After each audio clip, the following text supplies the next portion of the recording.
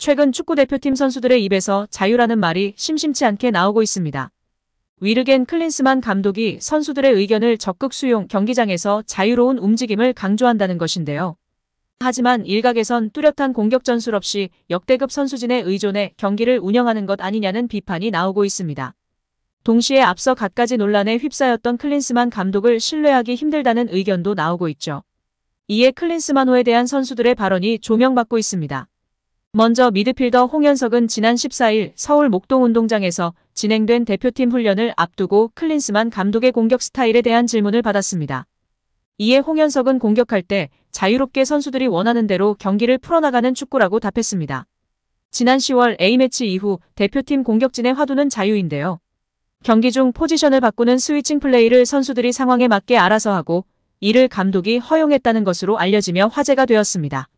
주장 손흥민은 지난 베트남전이 끝난 뒤 이에 대해 언급했습니다. 좋아하는 위치도 각자 다르고 그날 경기가 안 풀리면 자리를 바꾸기도 한다. 감독님이 자유롭게 해주시는 부분이 있다는 것. 이재성도 튀니지전을 돌이키며 감독님이 자유를 주셨기 때문에 선수들끼리 이야기를 하고 바꿔가면서 자율적으로 했던 것 같다고 했습니다. 이강인 역시 감독님은 매 경기 저뿐만이 아니라 모든 선수들에게 많은 자유를 주는 것 같다고 말했습니다. 그러나 클린스만 감독이 부임 후 각종 설화에 휘말리며 여론의 신뢰를 얻지 못한 상황인데요. 클린스만 감독의 자유 전술은 결국 선수들의 개인 능력에만 의존한 축구 아니냐는 의심이 나오기까지 했습니다. 클린스만 감독은 이에 대해 어떤 생각일까요? 지난 14일 믹스트존 K를 통해 이에 대해 조목조목 이야기했는데요. 클린스만 감독은 손흥민, 황희찬, 이강인, 이재성 같은 선수들이 자유롭게 로테이션하길 원한다고 잘라 말했습니다. 그러면서 선수들은 상황에 따라 위치를 바꾸는 움직임으로 상대에게 혼란을 주는 법을 배운다고 설명했습니다. 당연히 훈련도 한다고도 해명했는데요. 자유로운 공격 포지션 시스템에서 볼을 잃으면 공격수 모두 자신이 있던 자리에서 수비로 내려와야 한다며 앞서 4번의 소집 때 선수들의 그런 부분을 이해하고 훈련했다는 것입니다. 또 이런 건 훈련하는 것이고 나머지는 선수들이 알아서 하게 둔다고 부연했습니다. 다행히도 선수들은 클린스만 감독을 적극 지지하고 있습니다. 손흥민은 너무 날카롭게 생각하지 않으셨으면 좋겠다. 분명히 선수들의 능력이 있기 때문에 이런 플레이를 할 수 있다는 것을 장점으로 생각한다고 단언했었습니다. 조규성은 분위기만큼은 클린스만 감독 체제에서 훨씬 좋다며 전술가가 아니란 것을 안다. 자유를 부여하는 스타일인데 나랑은 잘 맞는다. 아닌 선수들도 있겠지만 자유로운 감독 성향이 좋다고 믿음을 보냈습니다. 이재성과 이강인도 오히려 좋다는 반응인데요. 이재성은 감독님께서 자유로운 움직임을 허락하셨기에 강인이와 편하게 이야기를 나누고 변화를 줬는데 좋게 작용했다고 확언했습니다. 이강인 역시 더 경기력이 좋아진 것 같다. 저희 얘기를 많이 들어주셔서 굉장히 감사하다고 고마움을 표했습니다. 황희찬도 감독님을 100% 믿는다고 힘을 실었습니다. 선수들은 이전에 벤투호에서의 경험이 있고 자유로 인한 편안함을 느끼고 있는 것 같은데요. 이에 일단 믿어주고 하나가 되는 것이 중요하다고 생각하는 것 같습니다. 일단 초기이기 때문에 전술가가 아니란 것도 알지만 다른 장점이 있는 감독님이니 믿고 나아가는 것 같습니다. 최근 팬들도 아직 초기 단계이기 때문에 신뢰해주고 지지해야 한다. 실전에 책임을 물으면 된다.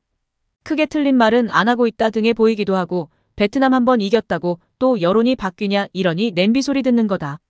이 멤버로 이 정도 못하면 그게 감독이냐.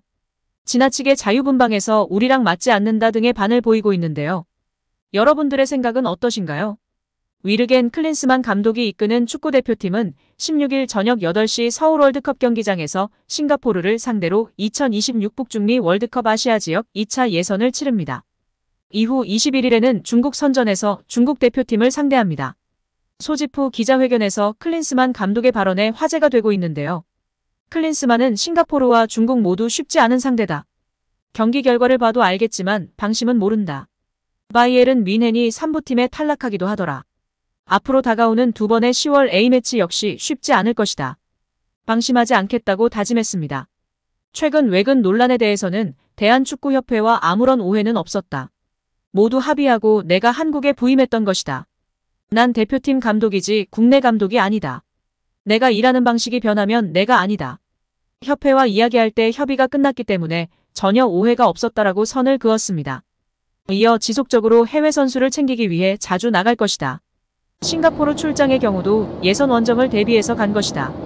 미국 대표팀 시절에도 자주 나갔다. 각 구단의 감독과 이야기하면서 네트워킹도 했다. 대표팀 감독으로 일하지만 내 스타일은 변하진 않을 것이다. 계속 설명을 드렸고 이제 어느 정도 이해를 받았다고 생각한다. 한국 축구를 위해 최선의 노력을 다하겠다. 이동 시간은 많지만 내가 감당할 부분이다. 내 일하는 스타일은 변하지 않을 것이다라고 강조하며 끝까지 일관된 태도를 보이고 있습니다. 공격 축구를 추구하는 클린스만 감독은 감독으로 어린 선수 개개인의 능력을 살리는 것이 중요하다고 본다. 개인 기량의 성장을 돕겠다라면서 이강인만 해도 6개월 전과 지금이 천지 차이다. 거기다 명문 클럽 파리 생제르맹에서 꾸준히 뛰는 것이 더 고무적이다고 밝혔습니다. 클린스만 감독은 여기에 다른 공격진도 좋다. 황희찬과 손흥민 역시 잘하고 있다. 여기에 내 친정팀에서 뛰고 있는 정우영 역시 잘하고 있다라면서 아마 내 부임 이후 최고의 경기가 콜롬비아전이라고 생각한다. 그런 축구를 계속 보여주도록 하겠다고 선언했습니다. 어느 대표팀이나 한 대회가 끝나고 다음 대회를 준비할 때 4년 동안 많은 준비를 해야 한다. 어린 선수들이 어떻게 성장하고 노장들이 은퇴하고 이런 순환이 이루어진다. 이런 선수 중에서 자리를 잡게 도와야 한다라고 발언했습니다. 이어 여기에 팀의 중추 손흥민이나 김민재, 이강인이 B클럽서 뛰다 보니 대표팀에 대한 기대가 커지고 있다. 자연스럽게 아시안컵에 대한 기대치가 높은 것도 이해한다. 우리는 아시안컵서 목표는 무조건 우승을 설정해야 한다. 다른 팀들도 좋지만 우리는 우승이라는 목표를 설정하고 동기부여가 될 것이다. 다가오는 11월 월드컵 예선부터 진지하게 대비하겠다라고 덧붙였습니다. 약팀과 맞대결에 대해 클린스만 감독은 수비적으로 나서는 약체팀 상대로 기다리면 안 된다. 베트남전서도 빠르게 골을 넣었으면 결과가 달랐다. 기회는 무조건 살려야 한다. 싱가포르전도 첫 득점이 언제 터지냐가 중요하다. 이 마인드로 준비해야 된다. 아마 선수들도 알아서 잘 대비할 것이다라고 기대했습니다. 2026 북중미 월드컵부터는 포맷이 바뀌어서 36개국이 나서게 되는데요. 이에 대해서는 바뀌었다고 월드컵이 쉬워진 것은 아니다. 지난 월드컵에 나서지 못한 남미의 콜롬비아나 베네수엘라는 진짜 무시할 수 없는 팀이다. 이탈리아도 마찬가지다.